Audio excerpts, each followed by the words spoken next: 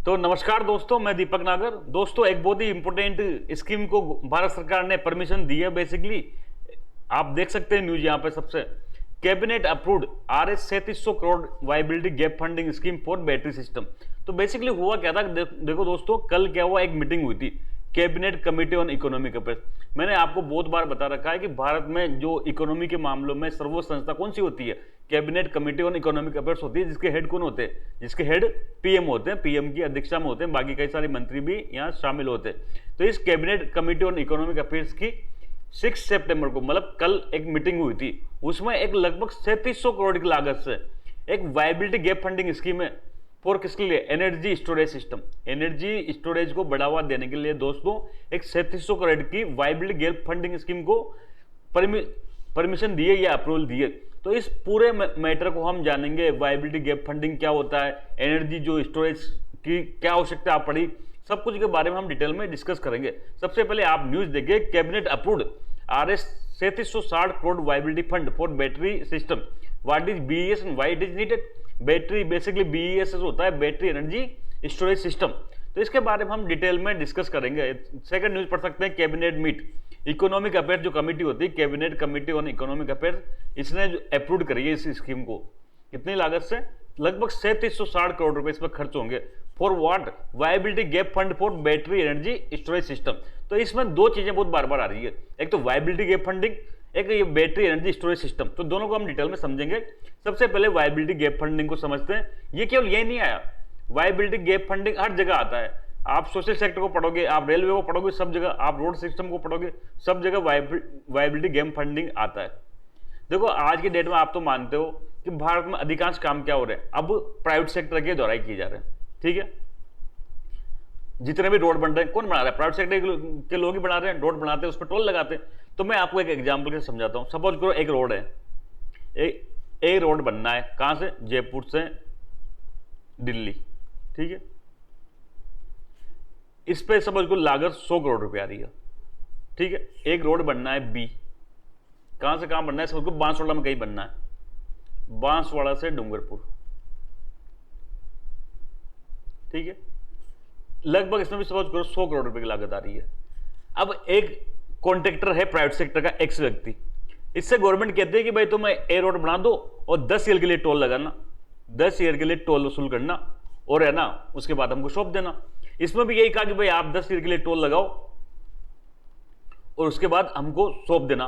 तो मुझे ये बता दो, एक्स आदमी कौन सा रोड बनाना पसंद करेगा, x company, private sector company, वो कौन सा रोड बनाना पसंद करेगी।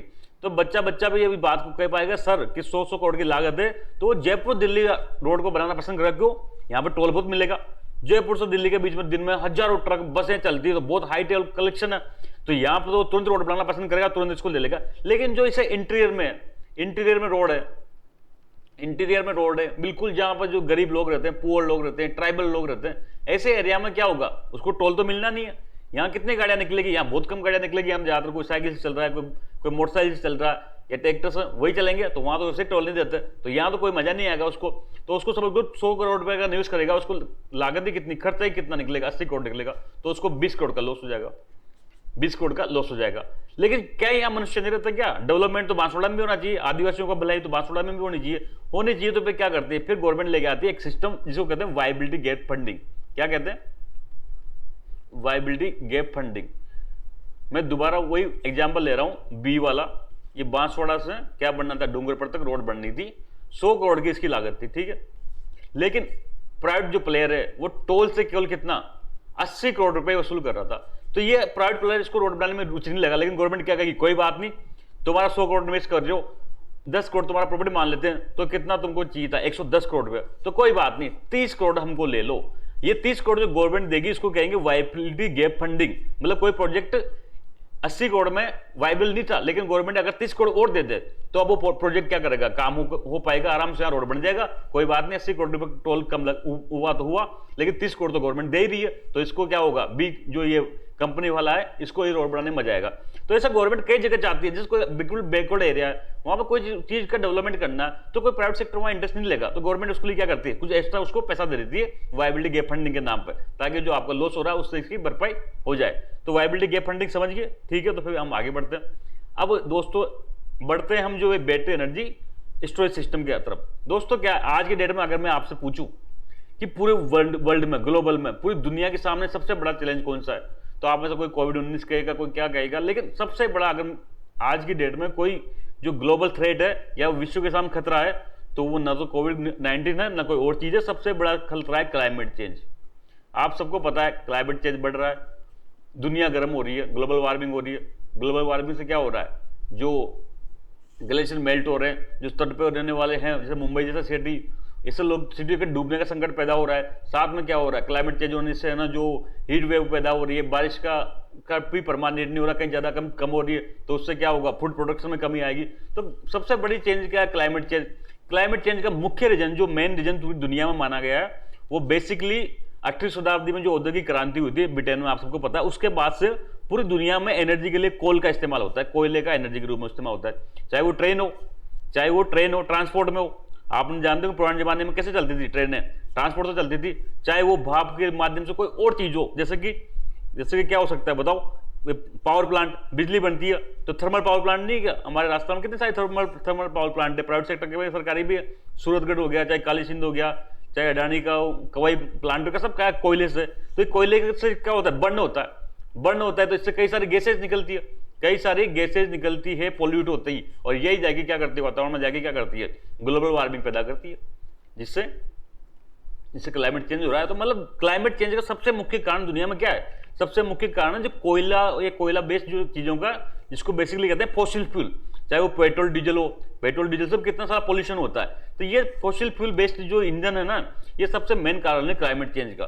तो इसको रोकने के लिए क्या करना चाहिए भाई, ये फॉसिल फ्यूल कोयले का इस्तेमाल बंद हो, तो फिर बिजली तो चाहिए ना, एनर्जी तो चाहिए, तो नहीं, कोयले की जगह क्या करो, जो रिन्यूएबल एनर्जी है ना, रिन्यूएबल एनर्जी, ऐसी एनर्जी जिसको बार बार पैदा किया जा सकता है, कैसे, सोलर। अब सोलर एनर्जी से कोई पोल्यूशन हो रहा है कि कुछ नहीं, वो लगा दिया, क्या कहते हैं, सेल, आराम से लाइट पैदा हो रही है। विंड एनर्जी आराम से पहुंच जाके घूम रही है, कोई पोल्यूशन नहीं हो रहा, कोई धुआं नहीं निकल रहा, कोई गैस नहीं निकल रही।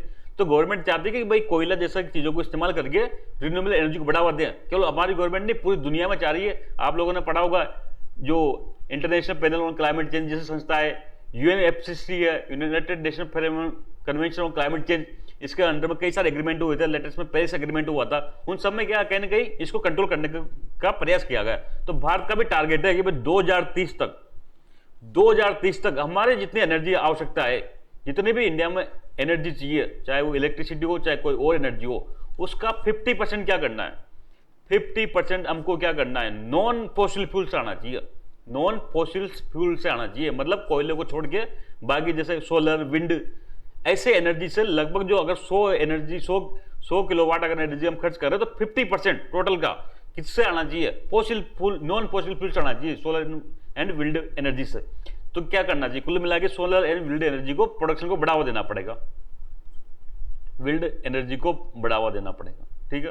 पर दोस्तों समस्या क्या आती है, समस्या सबसे बड़ी आती है कि सोलर एनर्जी दिन दिन में पैदा होती है। सपोज करो सोलर एनर्जी डे में पैदा हो रही है, ठीक है। अब डे में मान लो उस टाइम डिमांड ही नहीं है, डिमांड तो रात को है। सपोज करो कोई सीजन ऐसा है, सर्दी का सीजन है या गर्मी का सीजन, कोई भी सीजन हो सकता है, दिन में डिमांड कम है, डिमांड तो कहाँ है, नाइट को है। तो अब ये दिन में सोलर एनर्जी पैदा हो, इसको क्या कर रहे हैं, इसको स्टोर कर सकते हैं क्या, तो स्टोरेज कैपेसिटी नहीं है, स्टोरेज कैपेसिटी आज के बराबर ना के बराबर है। तो ये संकट ये पैदा हो रहा है। अगर दिन में सोलर एनर्जी ज्यादा प्रोडक्शन कर रही है लेकिन डिमांड नहीं है, तो उसका एनर्जी का क्या करोगे, उसको आप स्टोर नहीं कर सकते, तो फिर एंड में क्या करते हैं, वो सोलर सेल को बंद ही कर देते हैं, प्रोडक्शन करना बंद कर देते हैं। ऐसे विंड एनर्जी है, विंड एनर्जी अब टाइम होता है जब वो हवा तेज चलती तभी है क्या करती है, प्रोडक्शन करती है। और उस टाइम सपोज करो डिमांड ही नहीं है, तो फिर उसको क्या करेंगे, उस एनर्जी को वो कोई यूज की नहीं रहेगी, उसको स्टोर कर नहीं सकते, उस टाइम देना जरूरी है। तो इस लग क्या होगा, फिर वो उसको पहुंच सके वो बंद ही कर देते हैं। तो सबसे बड़ी समस्या क्या आ रही रिन्यूएबल एनर्जी में देश में, वो है कि इसको स्टोरेज नहीं कर सकते आप। अभी तक कोई ऐसी मैकेनिज्म डेवलप नहीं कर पाई है, या ऐसा कैपेसिटी बहुत कम है इंडिया में, लगभग नेग्लिजिबल है, कि जो सोलर एनर्जी से बनने वाली एनर्जी को स्टोर किया जा सके।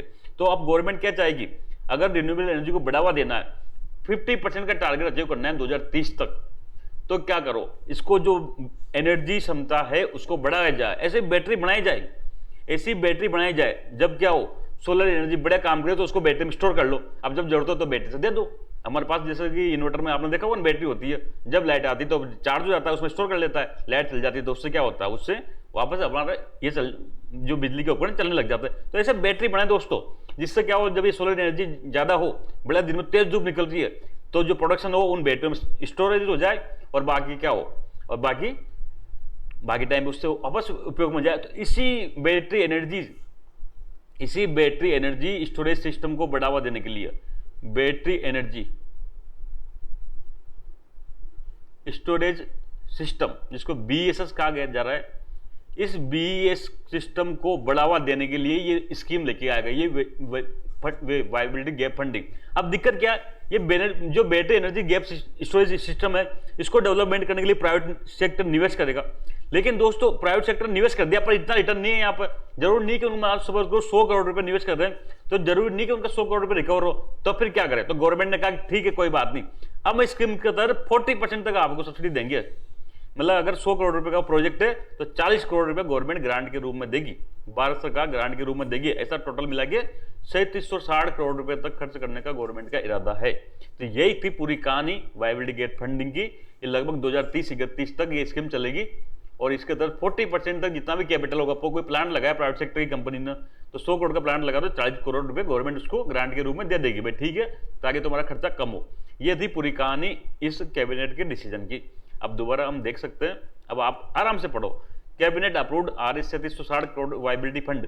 समझ गए viability gap funding for battery system. What is BESS समझ के, कुछ नहीं, ऐसी बैटरी बनानी है जो रिन्यूएबल एनर्जी से जो इलेक्ट्रिसिटी वगैरह पैदा हो उसको स्टोर कर ले, और जब उसकी जरूरत हो तब उसका उपयोग कर ले। Cabinet approved ₹3760 crore viability gap funding for development of battery energy storage system. Government क्या चाहती है, to fight climate change. Climate change का मेन कारण क्या है, कोयला है, फोसिल फ्यूल जो बर्निंग है फॉर एनर्जी कोयल। अब इसको रोकने के लिए क्या करो, दूसरी अल्टरनेटिव एनर्जी चाहिए, तो रिन्यूएबल एनर्जी है, जैसे सन, सोलर एनर्जी, जैसे विंड एनर्जी। 2020-30 तक अपना टारगेट भी है। 50% जो हमारा टोटल एनर्जी है ना, वो कहाँ से आना चाहिए, वो RE से आना चाहिए, रिन्यूएबल एनर्जी से आना चाहिए। तो इसके लिए क्या करो, लेकिन प्रॉब्लम क्या है, प्रॉब्लम यही है, फिक्स टाइम पर नहीं होती, तो उसको जो प्रोडक्शन होता है उसको स्टोर करने की क्षमता नहीं है, सरप्लस एनर्जी स्टोरेज की कैपेसिटी नहीं है। तो सॉल्यूशन क्या है, डेवलप करो कैपेसिटी स्टोरेज की। इसके लिए क्या गया, viability gap funding for BESS। इसको देख सकते हैं, बैटरी एनर्जी स्टोरेज सिस्टम 2031-30 तक कितनी क्षमता करनी है, तो 4000 मेगावाट पर हार तक क्षमता हमको डेवलप करनी है, इसे प्रोजेक्ट डेवलप करने हैं। और इसमें 40% तक गवर्नमेंट क्या करेगी, कैपिटल सपोर्ट देगी अंडर VGF। ठीक है दोस्तों, तो इतना इश्यू था, जल्द मिलेंगे, तब तक के लिए थैंक यू, जय हिंद।